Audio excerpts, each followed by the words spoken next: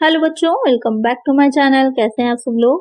बिहार में जो junior accounts clerk की वैकेंसी आई है उसकी प्रिपरेशन मैं आप लोग को करा रही थी, जिसमें काफी वीडियोस में पहले भी अपलोड कर चुकी हूँ। काफी इंपॉर्टेंट टॉपिक्स हैं जो कवर कर लिए हैं और कुछ टॉपिक्स हैं जो कवर करने बाकी हैं, तो उसका वीडियो जब आगे आएंगे आप लोगों की। इसमें से पार्टनरशिप बहुत ही इंपॉर्टेंट टॉपिक है, साझेदारी। काफी एग्जाम में पूछा जाता है, इससे रिलेटेड क्वेश्चंस भी आते हैं, कभी कभी न्यूमेरिकल भी आते हैं, जैसे गुडविल से रिलेटेड पूछ सकता है। पार्टनरशिप की कैपिटल से रिलेटेड जो पार्टनर्स होते हैं ये कैपिटल से रिलेटेड क्वेश्चंस आते हैं, या फिर सेक्रीफाइसिंग रेशियो है, प्रॉफिट शेयरिंग रेशियो है, इससे रिलेटेड आ जाते हैं क्वेश्चन। तो ये वीडियो आपकी दो पार्ट में आएगी। फर्स्ट पार्ट है, इसका सेकंड पार्ट भी आएगा, इसमें और भी क्वेश्चन हम लेंगे जो गुडविल से रिलेटेड होंगे आपके।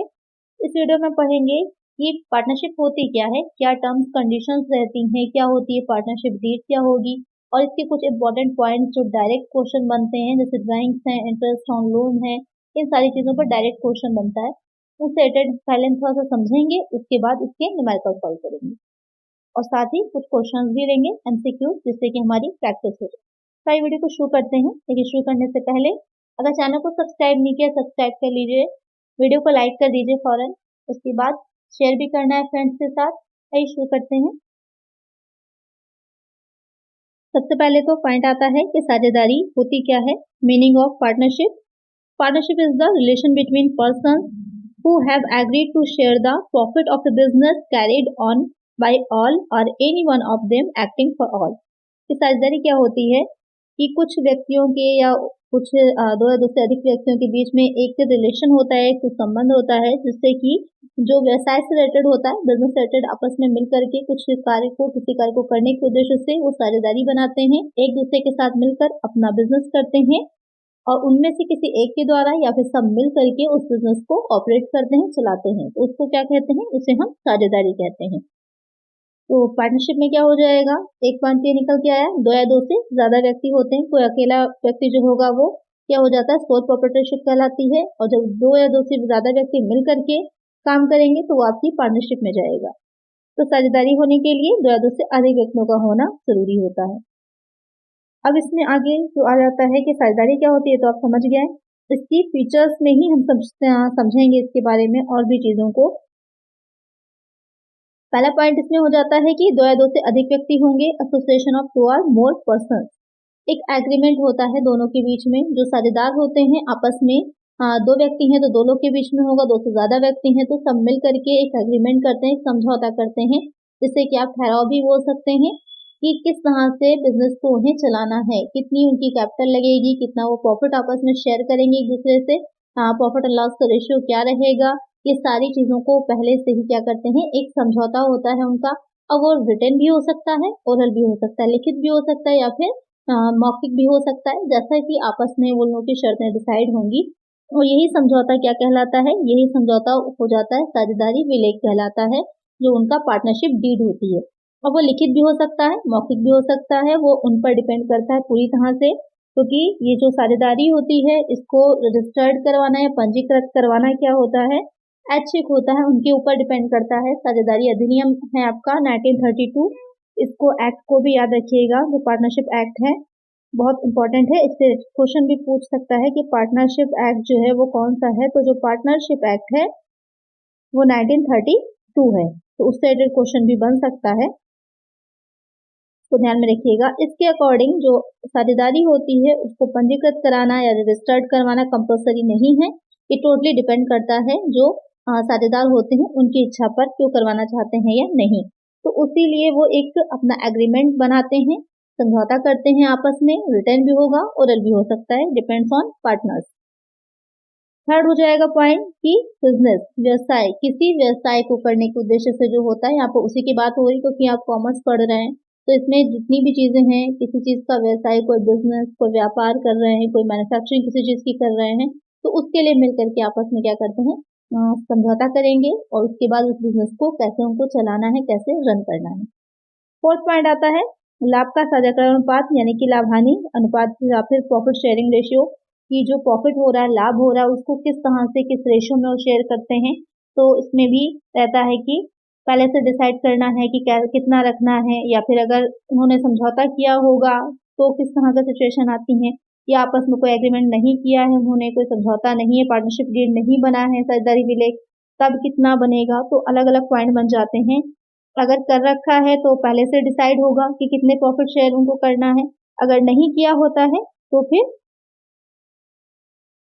जो प्रॉफिट होता है और लॉस होता है उसको वो लोग इक्वल रेशियो में डिवाइड करते हैं। यहाँ पर क्वेश्चन बनता है एग्जाम में इससे रिलेटेड कि अगर साझेदारी विलेख नहीं है, पार्टनरशिप डीड नहीं बनाया गया है, तो वहां पर जो प्रॉफिट या लॉस होता है उसको किस में शेयर करते हैं, तो वहां पर इक्वल रेशियो रहता है। अगर नहीं दे रखा होगा, पार्टनर जो उसका समझौता कोई नहीं किया है, तो उसके अभाव में इक्वली बराबर से डिवाइड किया जाता है प्रॉफिट। तो ध्यान में रखिएगा, सारे पॉइंट्स को नोट करते जाइएगा। फिफ्थ हो जाता है एजेंसी संबंध, एजेंसी रिलेशनशिप। जितने भी पार्टनर्स होते हैं, जो भी पार्टनरशिप की जा रही है, जो भी उनका फर्म बन रही है पार्टनरशिप से, उसके एक एजेंट की तरह काम करते हैं। वो कहीं पर भी जाते हैं तो अपने उस बिजनेस को, अपने उस पार्टनरशिप बिजनेस को रिप्रेजेंट करते हैं, तो इसलिए वो एक एजेंट की तरह भी काम करते हैं। फिर आ जाता है 6 पॉइंट, साझेदारों का दायित्व, लायबिलिटी ऑफ पार्टनर। ये बहुत इंपॉर्टेंट पॉइंट है। क्या लायबिलिटी होती है? ये एक तरह से पॉइंट भी समझ लीजिए और इसका ड्रॉबैक भी है। क्योंकि जो पार्टनर्स होते हैं उनकी जो लायबिलिटी होती है वो अनलिमिटेड होती है, यानी कि असीमित होता है दायित्व इनका, कोई लिमिट नहीं होती, अनलिमिटेड होता है। कैसे अनलिमिटेड होता है? क्योंकि ये आपस में मिल करके अपना ही एक बिजनेस चला रहे हैं, दो या दो से ज्यादा व्यक्ति आपस में मिल करके। तो अगर लॉस हो रहा है किसी भी तरह का, या किसी ने भी ऋण लिया है, लोन लिया है फर्म के लिए, वहां पर जितने भी साझेदार होते हैं उन सबका ये लायबिलिटी बन जाती है कि उस ऋण को चुकाएं। अगर एक पार्टनर पास इतनी एसेट नहीं बच रही है कि जितना रेशियो में उसे चुकाना है, तो बाकी पार्टनर्स को पूरा दायित्व चला जाता है। इसलिए कहा जाता है कि यहाँ पर जो लायबिलिटी होती है, जो दायित्व होता है, वो असीमित होता है, अनलिमिटेड होता है।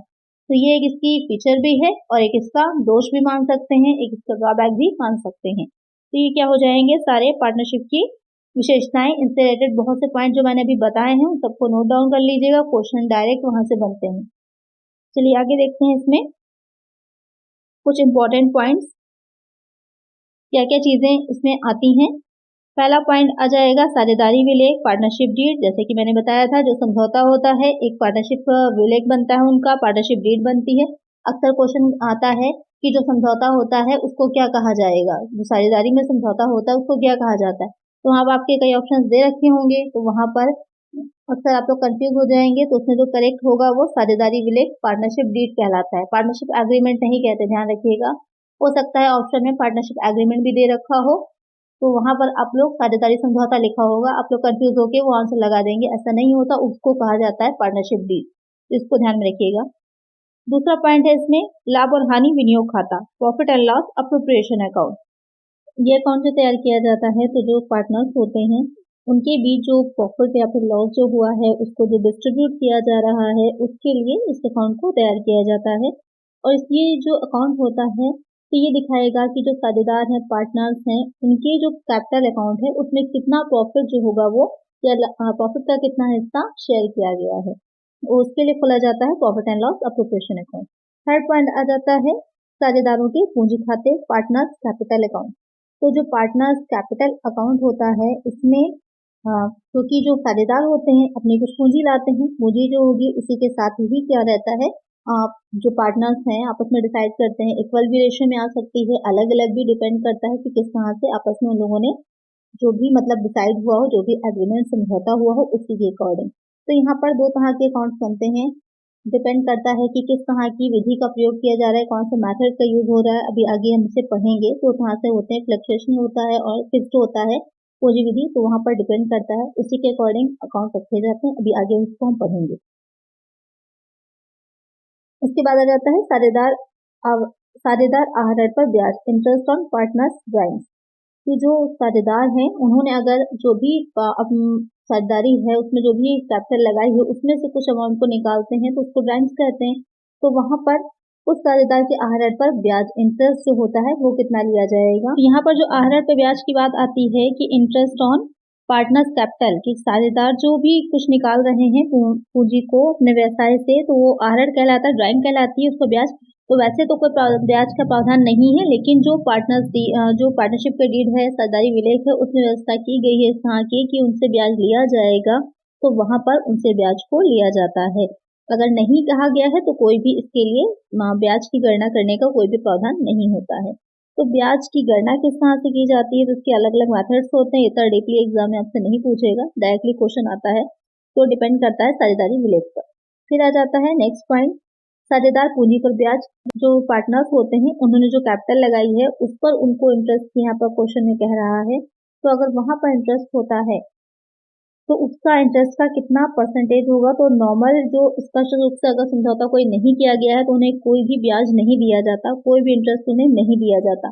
लेकिन अगर आपस में डिसाइड किया गया है कि उनको ब्याज दिया जाएगा तो जितनी भी दर डिसाइड की जाएगी उतनी दर पर उनको जो भी इंटरेस्ट होगा वो दिया जाएगा। अगर स्पष्ट समझौते के अभाव में पूछेगा तो सीधे सीधे आपका आंसर ये होगा कि उन्हें कोई भी ब्याज नहीं दिया जाता। फिर आ जाता है साझेदारों का वेतन या कमीशन, सैलरी और कमीशन टू पार्टनर्स, कि जो पार्टनर्स होते हैं उनको क्या वेतन दिया जाता है या फिर क्या सैलरी दी जाती है। तो यहाँ पर भी आपके दो पॉइंट वही बनते हैं, एक साझेदारी विलेज वाला और दूसरा बिना विलेज का, कि जो भी साझेदार होंगे, अगर जो भी पार्टनरशिप डीड की गई है, अगर आपस में डिसाइड किया गया है कि उनको कोई भी वेतन या पारिश्रमिक दिया जाएगा तब तो दिया जाएगा, अगर नहीं डिसाइड किया गया तो उन्हें किसी भी तरह का वेतन या कमीशन नहीं दिया जाता है। फिर आ जाता है साझेदार ऋण पर ब्याज, इंटरेस्ट ऑन पार्टनर्स लोन। तो यहाँ पर जो साझेदार होते हैं, जो पार्टनर्स होते हैं, अगर उन्होंने लोन लिया है तो उस लोन पर जो इंटरेस्ट होता है, यहाँ पर इसके लिए एक बात क्लियर कही गई है कि ये इंटरेस्ट जो होता है उस पर जो ब्याज मिलेगा वो 6% की दर से मिलता है, 6% की दर से मिलता है। क्लियर है, तो इसको ध्यान में रखिएगा, यहाँ पर कंफ्यूज नहीं होना, सीधे सीधे 6% है। अभी आगे एमसीक्यूज भी रिलेटेड मैंने सॉल्व करवाए हैं जिससे कि आपको पूरी तरह से अच्छे से क्लियर हो जाएगा। तो यहाँ पर इसकी रेट जो फिक्स है वो 6% की है। फिर आ जाता है 8th पॉइंट, साझेदारी खाते बंद करने के बाद समायोजन, adjustment after closing of partnerships account, कि वर्ष के अंत में जब जो आपके अकाउंट्स होते हैं साझेदारों के सारे पार्टनर्स के, वो जो क्लोज किए जाते हैं उस रिलेटेड जो एडजस्टमेंट होते हैं वो। तो ये सारे पॉइंट्स थे, अच्छे से मैंने आपको समझा दिए कि पार्टनरशिप डीड में या बिना उसके क्या क्या सिचुएशंस होती हैं। एक जगह पर बस परसेंट का इन्होंने क्लियर किया है कि जो इंटरेस्ट ऑन पार्टनर्स लोन होता है वो 6% से ज्यादा नहीं होता है, 6% होता है। आइए इसके आगे देखते हैं कि जैसे कि भी मैंने बताया था आपको कि जो पूंजी होती है, जो कैपिटल होती है, उसमें दो तरह के इनके अकाउंट्स रखे जाते हैं। तो क्या क्या होते हैं आइए देखते हैं एक बार। तो दो मेथड्स होते हैं, एक हो जाता है परिवर्तनशील पूंजी विधि, फ्लक्चुएटिंग कैपिटल मेथड। तो यहाँ पर परिवर्तनशील पूंजी विधि और एक आपका फिक्स हो जाएगा। तो परिवर्तनशील वाली जब होती है तो उसे किस तरह से, इस मेथड में क्या रहता है कि इसमें जो साझेदार होता है, पार्टनर होता है, उसका केवल एक ही अकाउंट बनता है, जिसे कैपिटल अकाउंट कहा जाता है। सिर्फ एक अकाउंट बनता है, यहाँ पर दो अकाउंट नहीं बनते। जो आप दूसरी विधि पढ़ेंगे जो फिक्स कैपिटल मेथड है, वहां पर दो अकाउंट बनाए जाते हैं, लेकिन इसमें सिर्फ एक ही कैपिटल अकाउंट बनाया जाता है। आइए देखिए इसमें क्या चीजें बताई गई हैं। When capital is fluctuating a single account is prepared, कि जब जो पूंजी होती है उसमें उतार चढ़ाव बार बार हो रहे होते हैं तो वहां पर सिर्फ एक ही कैपिटल अकाउंट को तैयार किया जाता है। That is called partners capital account. In this account amount of capital is change from opening figure to closing figure, कि ये जो अकाउंट बनाया जाएगा इसमें क्योंकि केवल एक ही अकाउंट बन रहा है तो फिगर्स जो होंगी वो चेंज हो जाती है, क्योंकि और भी चीजें जो होती है इसमें डाली जाएंगी। जो दूसरी मेथड हम पढ़ेंगे क्योंकि वहाँ पर अलग अलग होता है तो वहाँ पर जो कैपिटल होती है वो चेंज नहीं रहती है, लेकिन इसमें क्या होगा, चेंज हो जाती है। फिर आ जाएगा all entries such as interest on capital, drawings, interest on drawing, salary of partner, commission of partner, share of profit और loss and additional fresh and capital introduce by partners are recorded in partners capital account. क्योंकि एक ही account बन रहा है तो सारी चीजें जो होती हैं कहाँ दिखाई जाएंगी, जो पार्टनर्स कैपिटल अकाउंट होता है उसी में ही दिखाया जाता है। दो साइड बन जाते हैं, जैसे कि स्क्रीन पे आप देख रहे हैं फॉर्मेट इसका। दो साइड होते हैं, डेबिट और क्रेडिट साइड हो जाता है। जो डेबिट साइड होगा वहां पर ड्राइंग्स दिखाते हैं, इंटरेस्ट ऑन ड्राइंग्स अकाउंट होता है, profit and loss appropriation account होता है, और फिर जो बैलेंस शीट फिगर आता है वो सीडी हो जाएगा आगे। फिर जो क्रेडिट साइड होगा वहां पर बाई कैश या बैंक अकाउंट, यहाँ से कि स्टार्ट कितने से की जाती है, इन्वेस्ट करेगा वो कैपिटल आ जाएगी। इंटरेस्ट ऑन कैपिटल आएगा, salary of to partner account आएगा, commission to partners account, profit and loss account, जो प्रिपरेशन अकाउंट होगा उससे जो शेयर आ रहा है। और अगर आपका बैलेंस यहाँ पर बचेगा तो उसे हम बाय बैलेंस सीडी कर देंगे। तो ये हो जाता है बनाने का तरीका जो आप फॉर्मेट देख रहे हैं। जब एक अकाउंट बनेगा कौन से मेथड में, फ्लक्चुएटिंग कैपिटल मेथड में। तो आपके समझ में आ गया होगा कि क्या चीजें डाली जाती हैं, कहाँ कहाँ पर दिखाई जाती हैं। ये इस मेथड के यूज तब करते हैं जो कैपिटल होती है वो चेंज होती रहती है, बदलती रहती है, उसमें फ्लक्चुएशन बहुत ज्यादा होता है। इस वजह से इसका जो शेष होता है वो भी फिगर्स भी बदलते रहते हैं। आइए दूसरा मेथड देखते हैं कि उस मेथड में किस तरह से होता है और कितने अकाउंट बनते हैं। स्थायी पूंजी विधि फिक्स कैपिटल मेथड, यहाँ पर 2 अकाउंट बनते हैं, एक पार्टनर्स कैपिटल अकाउंट बनता है, एक पार्टनर्स करंट अकाउंट। इसमें 2 अकाउंट बनते हैं, एक पार्टनर्स कैपिटल अकाउंट बनता है, एक पार्टनर्स करंट अकाउंट बनता है। तो कैपिटल अकाउंट क्योंकि अलग बन रहा है तो इसमें क्या चीजें दिखाई जाती हैं। In this account only additional capital introduced and withdrawn from existing capital is shown and no other transactions are recorded. तो यहाँ पर जो पार्टनर कैपिटल अकाउंट बनता है उसमें केवल एक ही सिर्फ पूंजी दिखाई जाएगी और कोई भी चीजें नहीं दिखाई जाती हैं। तो कैश हो जाएगा, जैसे कि आप फॉर्मेट देख रहे हैं स्क्रीन पर, बाई कैश हो जाएगा जो कि आपको कैपिटल इन्वेस्ट करेंगे, और अगर एडिशनल कर रहे हैं तो वो दिखा दिया जाएगा क्रेडिट साइड में। डेबिट में अगर कोई विड्रॉ किया जा रहा है, आहरण है किसी तरह का, तो उसको ड्राइंग्स को दिखाया जाता है टू कैश या बैंक अकाउंट के नाम से, और फिर बैलेंस जितना होता है वो सीडी हो जाता है जो कि क्लोजिंग बैलेंस होता है। तो यहाँ पर आपको समझ में आ रहा होगा कि फिगर चेंज नहीं होते हैं, जो इन्वेस्ट करी जाएगी उतना ही रहती है।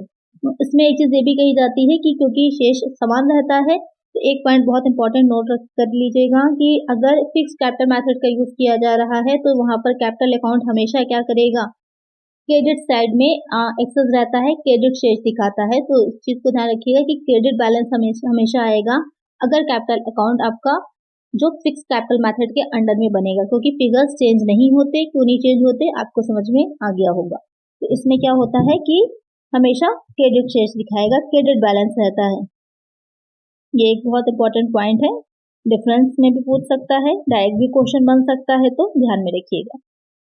सेकेंड, इसमें जो बनाया जाएगा पार्टनर्स करंट अकाउंट बनाया जाता है, यानी कि जो साझेदार होते हैं उनका चालू खाता। In this account, all entries such as interest on capital, drawings, interest on drawings, salary of partner, commission of partner, share और profit, loss are recorded। इसमें जो बाकी की जितनी भी चीजें थी जो आपने भी पढ़ी थी इससे पहले वाली मेथड में कि सब एक में ही दिखा रहे थे, तो कैपिटल को हटा दीजिए और ड्राइंग को हटा दीजिए, बाकी सारी चीजें इस अकाउंट में आ जाती हैं, इसमें दिखाई जाती हैं। तो आपकी समझ में आ गया होगा कि जो भी चेंजेस होंगे वो किस में होंगे, करंट अकाउंट में होंगे। जो आपका कैपिटल अकाउंट है वो एज इट इज रहेगा। तो अब समझ में आ गया होगा कि दोनों विधियां किस तरह से यूज की जाती हैं, कैसे होती हैं। इससे क्वेश्चन बनेंगे जो कि आपकी न्यूमेरिकल तो है नहीं, ना ही कोई डिस्क्रिप्टिव पेपर है। आपके जो क्वेश्चन एमसीक्यूज बनेंगे तो वहां पर यही जैसे क्वेश्चन पूछ सकता है कितने मेथड्स हैं, किस मेथड में क्रेडिट बैलेंस जो होता है पूंजी खाते का वो दिख होता है, तो आपको उसके अकॉर्डिंग आंसर दे देना होगा। आपकी समझ में आ गया होगा। आइए इसके कुछ एमसीक्यू सॉल्व करते हैं। इसमें जो और बहुत इंपॉर्टेंट दो चीजें हैं, एक गुडविल निकालना और दूसरी जो चीज है जैसे कि सैक्रिफाइसिंग रेशियो आता है और जो न्यू प्रॉफिट शेयरिंग रेशियो आता है या सैक्रिफाइसिंग रेशियो, ये बहुत इंपॉर्टेंट है, इससे क्वेश्चन बनते हैं। जो नेक्स्ट वीडियो आएगी उसमें आपके ये क्वेश्चन रहेंगे, जिसमें काफी न्यूमेरिकल क्वेश्चन भी इंक्लूड मैं करूंगी। जो नेक्स्ट वीडियो आएगी तो देखिएगा जरूर उस वीडियो को, और उसके लिए चैनल को सब्सक्राइब कर लीजिएगा और इस पर ज्यादा से ज्यादा लाइक करिएगा इस वीडियो पर। तो आइए क्वेश्चन लेते हैं। To start a partnership business, what should be the minimum number of partners? साझेदार व्यवसाय शुरू करने के लिए साझेदारों की न्यूनतम संख्या कितनी होनी चाहिए? 2, 10, 4, 20। तो क्वेश्चन कह रहा है कि पार्टनरशिप का बिजनेस करने के लिए कम से कम कितने साझेदार होने चाहिए। तो एक व्यक्ति होगा तो वो सोल प्रोप्राइटरशिप हो जाएगी, कम से कम 2 व्यक्ति होने चाहिए। एक आंसर हो जाएगा ऑप्शन ए। नेक्स्ट क्वेश्चन है, साझेदारी व्यवसाय बनाने के लिए किस प्रकार के समझौते का उपयोग किया जाता है? What type of agreement is used to form a partnership business? Written agreement, oral agreement, written and oral agreement, none of them। तो यहाँ पर क्वेश्चन कह रहा है कि साझेदारी व्यवसाय होने के लिए कि किस तरह का समझौता या एग्रीमेंट होना चाहिए, लिखित होगा, मौखिक होगा, या फिर लिखित या मौखिक कुछ भी हो सकता है, या फिर इनमें से कोई नहीं। मैंने पहले ही बताया था कि जो भी समझौता होता है लिखित भी हो सकता है, मौखिक भी हो सकता है। तो एक आंसर क्या हो जाएगा ऑप्शन सी। नेक्स्ट क्वेश्चन है, साझेदारी में साझेदार की देनदारियां होती हैं, यानी कि जो दायित्व होता है। In partnership partners liabilities are unlimited, limited to the capital of the business, limited, both A and C. Question में कह रहा है कि साझेदारी में जो साझेदार होता है उसकी जो दायित्व होता है कहाँ तक सीमित होता है। असीमित होगा, व्यवसाय की पूंजी तक सीमित होगा, या फिर सीमित होगा, या फिर ए और सी दोनों। तो यहाँ पर इसका मैंने बताया था आपको फीचर्स में कि अनलिमिटेड होता है, असीमित होता है। तो करेक्ट आंसर क्या हो जाएगा? Option A. नेक्स्ट क्वेश्चन है, जब साझेदार से आहरण पर ब्याज लिया जाता है तब what happens when interest on drawings is charged to partner? Credited to partner's current account, not shown in current account, debited to partner's capital account, none of the above। Question में कह रहा है कि जो साझेदार होता है उसने जो भी आहरण किया है, ड्राइंग्स हैं, उसका इंटरेस्ट लिया जा रहा है साझेदार से, तो उसे हम कहाँ पर दिखाते हैं? क्रेडिट कहाँ पर करते हैं या फिर डेबिट कहाँ पर करते हैं? क्वेश्चन आपसे ये पूछ रहा है। उसे कहाँ डेबिट किया जाता है? तो मैंने आप लोग को जो पार्टनर्स के कैपिटल अकाउंट थे तो वहाँ पर दिखाया था कि दोनों ही में क्या होता है, कहाँ पर दिखाते हैं हम? जो इंटरेस्ट ऑन कैपिटल होता है, एक में करंट अकाउंट में दिखाया था, एक में कैपिटल में ही दिखाया था। कहाँ, किस साइड में दिखाया था? डेबिट साइड में दिखाया था। तो कहाँ पर करेंगे हम? जो साझेदार होता है, पार्टनर होता है, उसके कैपिटल अकाउंट में, debited to partners capital account. तो एक आंसर क्या हो जाएगा? ऑप्शन सी। नेक्स्ट क्वेश्चन है, साझेदारी लिखित समझौते को क्या कहा जाता है? What is the partnership written agreement known as? Partnership contract, agreement, partnership deed, partnership act. यही बात मैं आप लोग को भी पहले समझा रही थी कि इस तरह से क्वेश्चन बनता है कि आपसे डायरेक्टली पूछेगा कि जो समझौता होता है उसको क्या कहते हैं। आप कंफ्यूज कहाँ पर होंगे? आप कंफ्यूज हो जाएंगे कि विलेख है या फिर अनुबंध है। तो ये क्या है? विलेख है, पार्टनरशिप डीड। तो एक आंसर हो जाएगा ऑप्शन सी। यहाँ पर आपने पढ़ा है तो आपको इजी लग रहा है। एग्जाम में जब ये क्वेश्चन आता है तो बच्चे कंफ्यूज हो जाते हैं कि क्योंकि एक समझौता है तो उसे अनुबंध की तरह लेते हैं और सीधे सीधे साझेदारी अनुबंध पर आंसर टिक कर देंगे, जो कि गलत हो जाएगा। तो यहाँ पर एक चीज और ध्यान रखिएगा, संलेख भी लिखा हो सकता है, विलेख या संलेख भी कहीं मैंने लिखा देखा है, तो अगर वो भी लिख कर आएगा तो गलत नहीं है, वो भी सही होगा। अगर विलेख लिखा है तो वही आपका ज्यादा करेक्ट होगा। एक आंसर हो जाएगा ऑप्शन सी। नेक्स्ट क्वेश्चन है, In the absence of partnership deed, the interest is allowed on partners' capital. साझेदारी विलेख की अनुपस्थिति में साझेदार की पूंजी पर ब्याज की अनुमति है। 5% per annum, 6% per annum, 12% per annum, no interest is allowed। कोई भी ब्याज अलाउड नहीं होता। तो यहाँ पर क्वेश्चन कह रहा है कि अगर पार्टनरशिप डीड नहीं है, एब्सेंस है उसकी, तो वहां पर जो पार्टनर होता है उसकी जो कैपिटल है उस पर इंटरेस्ट कितना दिया जाएगा। तो यहाँ पर ध्यान से समझिएगा, मैंने आप लोग को जो इम्पोर्टेंट पॉइंट्स बताए थे वहीं से क्वेश्चन निकले हुए हैं। उन इम्पोर्टेंट पॉइंट्स में बताया था कि अगर साझेदारी विलेख नहीं है, कोई पार्टनरशिप डीड नहीं है, तो किसी भी तरह का इंटरेस्ट पूंजी पर नहीं दिया जाता, कैपिटल पर नहीं दिया जाता है। अगर समझौता किया है कि दिया जाएगा तभी देंगे, अदरवाइज हम नहीं देंगे। तो यहाँ पर करेक्ट आंसर क्या हो जाएगा? Option D. आप लोग कंफ्यूज हो जाएंगे, यहाँ पर 6% लगा देंगे लेकिन गलत हो जाएगा। कोई भी इंटरेस्ट पे नहीं किया जाता। 6% कहाँ पर पे किया जाता है? आइए देखते हैं नेक्स्ट क्वेश्चन में। तो नेक्स्ट क्वेश्चन क्या है, in the absence of A partnership did the allowable rate of interest on partners loan account will be. साझेदारी विलेख के अभाव में साझेदार के ऋण खाते पर ब्याज की स्वीकार्य दर होगी 6% simple interest, 6% per annum simple interest, 12% simple interest, 12% compounded annually. तो यहाँ पर क्वेश्चन में क्या कह रहा है कि जब पार्टनरशिप डीड नहीं है तो वहां पर जो लोन है उस लोन पर कितना इंटरेस्ट उनको स्वीकार्य होगा, कितना इंटरेस्ट अलाउड होगा, दिया जाएगा। तो जो लोन होता है, इंटरेस्ट जो पार्टनर्स होते हैं उनको जो लोन लिया है उस पर जो इंटरेस्ट पे किया जा रहा है उससे आपको 6% पर एनम सिंपल इंटरेस्ट दिया जाता है। तो यहाँ पर करेक्ट आंसर क्या हो जाएगा? Option B. देखिए यहाँ पर भी कंफ्यूज करने के लिए 6 सिंपल इंटरेस्ट और पर एनम भी साथ मिलेगा, तो वार्षिक होती है इंटरेस्ट की दर। ये बहुत छोटे छोटे से पॉइंट है लेकिन जल्दबाजी में हम लोग ध्यान नहीं देते हो, यहीं से आंसर हम लोग का गलत होता है और मार्क्स कट हो जाते हैं। तो यहाँ पर simple interest plus per annum यानी कि वार्षिक होता है।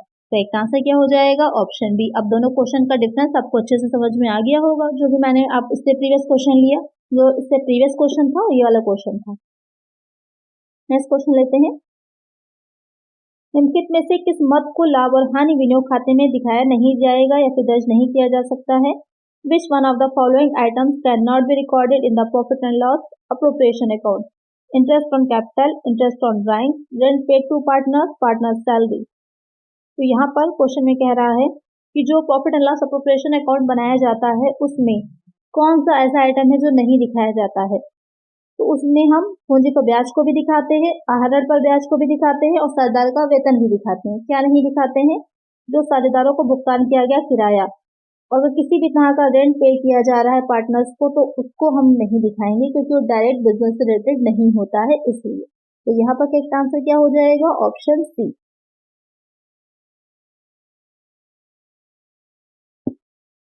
नेक्स्ट क्वेश्चन लेते हैं। P and Q invested in a business. The profit earned was divided in the ratio 2:3. If P invested rupees 40,000, the amount invested by Q is dash. P और Q ने एक बिजनेस स्टार्ट किया है, उसमें निवेश किया है, जो उनको प्रॉफिट अर्न होगा उसमें वो 2:3 के रेशियो से, यानी 2:3 के अनुपात में विभाजित करेंगे अपने प्रॉफिट को। यहाँ पर कह रहा है कि P ने 40,000 रुपए का निवेश किया है, तो Q द्वारा निवेश की गई राशि कितनी होगी? हमें यहाँ पर ये निकालना है कि जो Q है उसका निवेश कितना है, क्योंकि हमको ये पता चल गया कि जो P है, P की कैपिटल कितनी है? P की कैपिटल है 40,000 की। हमको ये पता चल गया उनके बीच जो प्रॉफिट का रेशियो है वो कितना है? प्रॉफिट का रेशियो उनका हो जाएगा 2:3। अब हमको क्या निकालना है? हमको ये निकालना है कि जो Q है, Q की कैपिटल कितनी है, Q ने कितनी कैपिटल को इन्वेस्ट किया है, ये हमारा क्वेश्चन।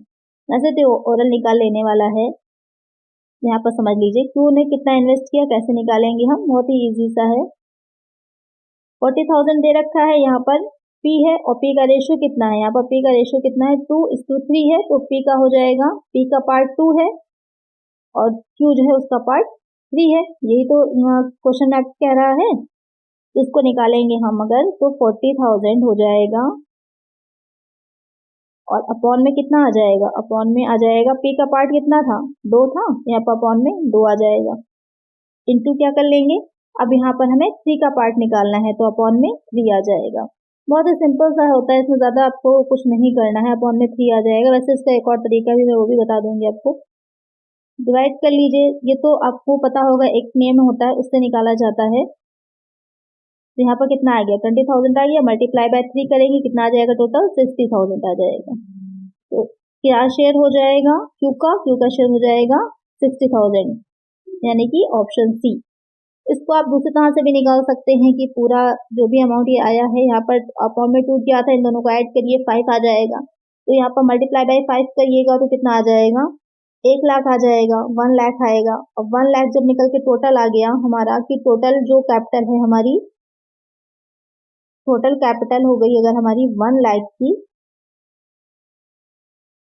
सिर्फ मैं इसलिए आपको बता रही हूँ कि अगर जिन बच्चों की नहीं समझ में आया तो इस तरह भी समझ सकते हैं कि यहाँ पर आप 3 के बजाय 5 को रख लीजिए। अगर 3 के बजाय यहाँ पर आप 5 को रख लीजिएगा, तब क्या करेंगे? मल्टीप्लाई दोनों को करेंगे तो आ जाएगा 1 लाख। 1 लाख आएगा तो उसमें से आप जो P का शेयर है 40,000 का, उसको लेस कर देंगे। तो अगर हम P के शेयर को यहाँ पर लेस कर देते हैं तो भी क्या निकल के आएगा?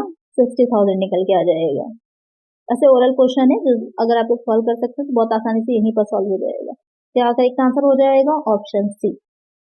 अच्छा क्वेश्चन है, इस तरह के क्वेश्चन एग्जाम में आपसे पूछे जाते हैं, तो इसको अच्छे से समझ लीजिएगा। फिगर्स कुछ भी दे रखे होंगे, लेकिन निकालने का मेथड आपका यही हो जाएगा। चलिए नेक्स्ट क्वेश्चन देखते हैं। नेक्स्ट क्वेश्चन है, कमल started a business investing ₹9,000. After 5 months, Sameer joined with a capital of 8,000. If at the end of the year they earn a profit of 6,970, then what will be the share of Sameer in the profit? कमल ने 9,000 का निवेश करके एक business start किया है। 5 महीने के बाद समीर 8,000 रुपए की पूंजी के साथ शामिल हुआ है। जो वर्ष के अंत में प्रॉफिट हुआ है 6,970 रुपए का लाभ उनको हुआ है। तो यहाँ पर आपको ये बताना है कि समीर का उसमें कितना हिस्सा होगा, कितना पार्ट होगा, आपको ये बताना है। अच्छा क्वेश्चन है, इस तरह के क्वेश्चन एग्जाम में बहुत बनते हैं। तो आइए देखिए हम इसको किससे कैसे सॉल्व करेंगे। इस तरह के जो क्वेश्चंस होते हैं तो वहां पर हमें क्या मंथ को काउंट करना होता है कि कितने मंथ के लिए इन्वेस्ट किया है, उससे हमारा जो प्रॉफिट शेयरिंग रेशियो होता है वो निकलता है। तो यहाँ पर 9,000 का निवेश करके जो कमल था, तो कमल ने स्टार्टिंग से ही बिजनेस में इन्वेस्ट किया था। तो जो कमल का, अगर हम कमल का और किसका रेशियो निकालना है साथ में, आपको कमल का और समीर का साथ में अगर हम रेशियो निकालेंगे तो हमें ये देखना होगा कि टोटल उनकी एनुअल की जो कैपिटल है वो कितनी रही है। तो कमल ने 9,000 का निवेश किया था, तो 9,000 यहाँ पर लिखेंगे, तो ये स्टार्टिंग से थे तो इंटू 12 हो जाएगा हमारा। उसके बाद हमें देखना है कि समीर ने कब से किया है। तो क्या क्वेश्चन में कह रहा है कि 5 मंथ के बाद, 5 मंथ के बाद ये इसमें बिजनेस में इन्वॉल्व हुए हैं। तो 5 महीने स्टार्टिंग के निकाल दीजिए, 12 मंथ होते हैं एक वर्ष में, 5 महीने निकाल देंगे, कितने बचेंगे, 7 मंथ ही तो बचेंगे। तो बाद के 7 मंथ के लिए जो समीर थे वो बिजनेस में रहे, तो 8,000 जो इनकी है पर मंथ की, तो उसको हम किससे मल्टीप्लाई करेंगे, 7 से करेंगे। तो अब इसको हम मल्टीप्लाई करके रेशियो निकाल लेंगे। तो यहाँ पर करेंगे मल्टीप्लाई, तो कितना आ जाएगा, 1,08,000 आ जाएगा, 1,08,000 का आ जाएगा। और इधर कितने का आ जाएगा हमारा, 56,000 का आ जाएगा। अब इसको हम सॉल्व करके निकाल लेंगे हमारा रेशियो, और इसको सॉल्व करिएगा तो 0 से 0 तीनों चले जाएंगे, 108 आ जाएगा, इस टू 56 हो जाएगा। और इसको 4 से अगर डिवाइड करेंगे आप तो कितना आ जाएगा, यहाँ पर 27 आ जाएगा, और 4 से डिवाइड करिएगा तो यहाँ पर आ जाएगा 14। तो ये हो जाएगा हमारा रेशियो। इनको प्रॉफिट जितने में शेयर कर रहे हैं, प्रॉफिट शेयर करने का इनका हमारा रेशियो निकल आएगा। क्योंकि अलग से कोई इन्फॉर्मेशन दे नहीं रखी है, तो हम यही मानेंगे कि जो कैपिटल है इनकी, उसी कैपिटल के रेशियो में ये प्रॉफिट भी शेयर करते हैं। तो यहाँ पर कितना प्रॉफिट हुआ था टोटल, तो ये हमारा है कमल का 27 और समीर का है 14। अगर हम टोटल निकाल रहे हैं तो इसको टोटल करिएगा तो दोनों को हम ऐड कर लेंगे। ऐड करने पर तो यहाँ पर जो प्रॉफिट है हमारा 6,970 है, मल्टीप्लाई बाय कितना हो जाएगा, हमें किसका शेयर निकालना है, यहाँ पर क्वेश्चन में समीर का पूछा है, तो समीर का शेयर कितना है, 14 है, इंटू 14 हो जाएगा। अपॉन में टोटल प्रॉफिट देखना है, तो टोटल इन दोनों को हम ऐड करेंगे, ऐड करने पर कितना आ जाएगा, 41 आ जाएगा। तो यहाँ पर इससे हमारा जो समीर का पार्ट है कि समीर को कितना प्रॉफिट हो रहा है वो निकल के आ जाएगा। अब इसको सॉल्व कर लीजिए, इसको सॉल्व करेंगे हम तो कितना आ जाएगा, 2380, 2380 जो समीर का हिस्सा होगा। देख लीजिए कहाँ पर दे रखा है, जो ए पॉइंट है वो है हमारा करेक्ट आंसर। तो इसको इस तरह से क्वेश्चन जब भी आए तो थोड़ा सा क्वेश्चन में ट्रिकी पार्ट जो होता है, आपको मंथ से मल्टीप्लाई करना होता है। हो सकता है ये भी पूरे साल के लिए ना होते, या 3 पार्टनर्स होते, वो कुछ और मंथ के लिए होते, तो सबको मंथ से मल्टीप्लाई करके उनको सॉल्व करके रेशियो निकाल लीजिए। जिसका पूछा जाएगा और जो टोटल आया है, टोटल आपका अपॉन में आ जाएगा, जिसका पूछा जाएगा इनटू में ऊपर चला जाएगा, डिवाइड कर दीजिएगा, मल्टीप्लाई करिएगा, आंसर आपका निकल आएगा। तो यहाँ पर आपको समझ में आ गया होगा। अगर यहाँ पर दोनों का पूछा होता कि कमल का कितना है, तो सीधे सीधे जो 6,970 है, 6,970, उसमें से आप इसको लेस कर दीजिए, क्योंकि 2 ही पार्टनर है, तो बचा हुआ जितना भी रिमेनिंग होगा किसका हो जाएगा, कमल का हो जाएगा। तो आपको समझ में आ गया होगा कैसे इसको सॉल्व करना है। इस तरह के क्वेश्चन एग्जाम में जरूर पूछे जाते हैं, तो इसको अच्छे से प्रैक्टिस कर लीजिएगा। जो नेक्स्ट वीडियो आएगी उसमें हम पढ़ेंगे प्रॉफिट शेयरिंग रेशियो और जो सैक्रिफाइसिंग रेशियो होता है, प्लस गुडविल भी उसी में मैं इंक्लूड कर दूंगी। नहीं तो आपका थर्ड पार्ट भी आ जाएगा जिसमें गुडविल हम पढ़ लेंगे। बहुत इंपॉर्टेंट है, इससे क्वेश्चन आपके जरूर बनेंगे, पार्टनरशिप से क्वेश्चन जरूर आते हैं, थ्योरी भी आ सकती है, न्यूमेरिकल भी आ सकती है। तो आज की वीडियो में इतना ही। वीडियो अच्छी लगी लाइक कर दीजिए, चैनल को नया सब्सक्राइब कर दीजिए, फ्रेंड्स तक वीडियो को शेयर कर दीजिए। मिलते हैं नेक्स्ट वीडियो में। Thank you.